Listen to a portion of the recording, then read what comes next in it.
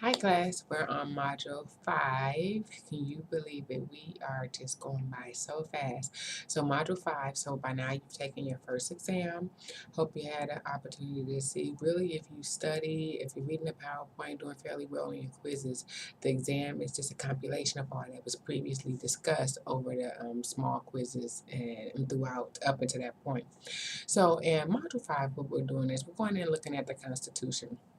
This is starting to give you a little bit of common law. Remember what I said in the beginning of the semester in intro is that we touch on a little bit for each subject. So in this chapter, we're talking about a little bit on common law. What is constitutional law? What is the Constitution? It's the document that our founding fathers wrote for us of how this country will operate, how this country will function, and rights that we are entitled to guaranteed by the Constitution.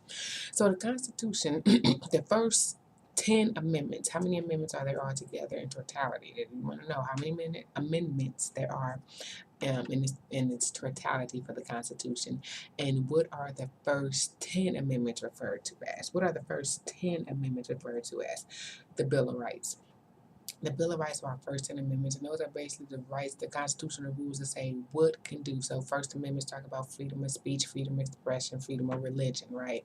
So that's what this first 10 amendments talk about. Then it's the section, and once you have the Constitution, you have your amendments, and then you have the articles, and you have articles broken down that's actually concentrating on each individual concepts. So, for example, the first, second, and third article, the first three articles deal with our first three branches of government. What are our three branches of government?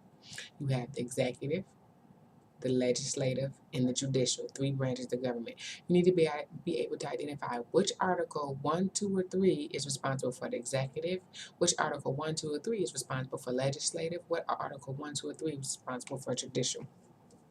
So make sure you look through that and understand that. And that pretty much tells you why certain things operate the way they operate. I often joke and say the President of the United States doesn't really run the country. That's what I say. They run the country, but not really, because in order to pass things or get through things, we have to go through what?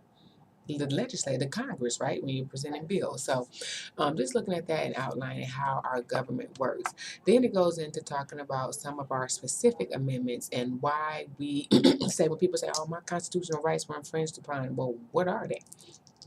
Fifth Amendment, for example, we talk about not being able to be tried twice for a crime, not against self-incrimination, that you can't be deprived of life, liberty, pursuit of happiness. So all of that is discussed when we start talking about the Fifth Amendment.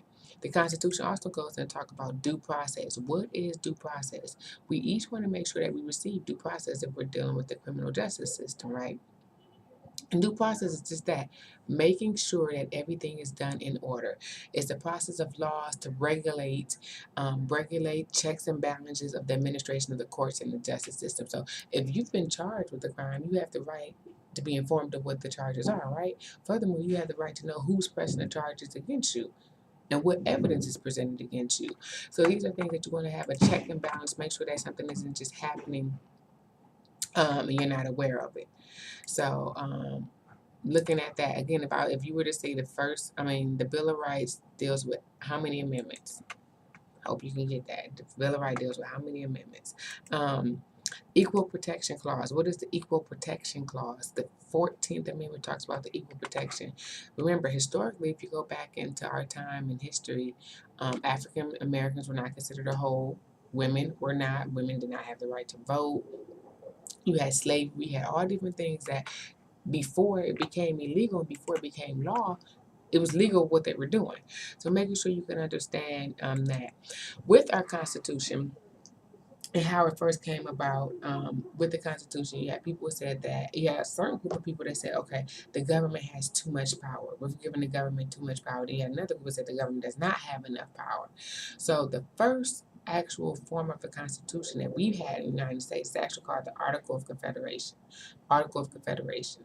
You want to be able to look at and see what were the issues with the Article of Confederation.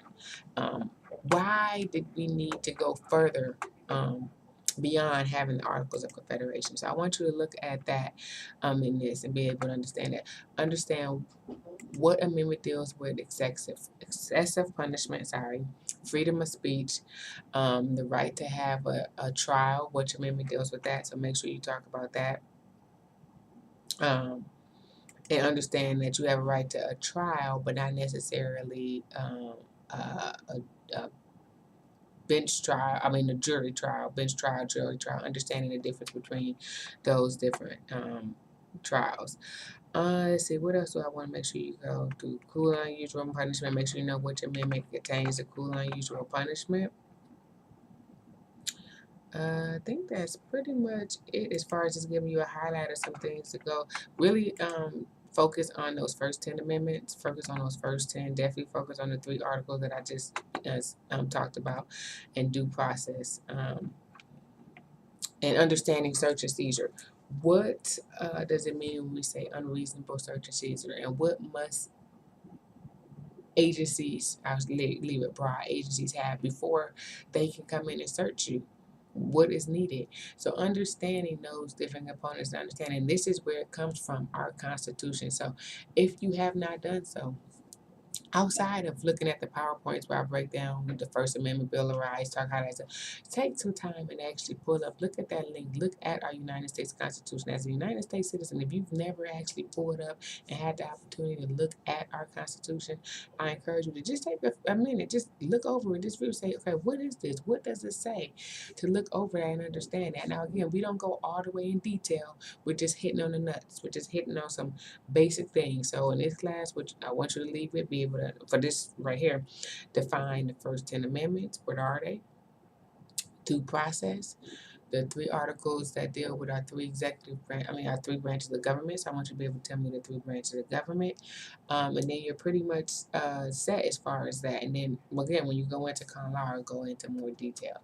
So if you have any questions, I'm always here. Shoot me an email. I am grading assignments. Please make sure that you're getting those assignments in on time. I am grading assignments. We're what? Almost halfway through, almost getting up to the halfway point for this class. So if you have any questions, shoot me an email. I will talk to you guys soon.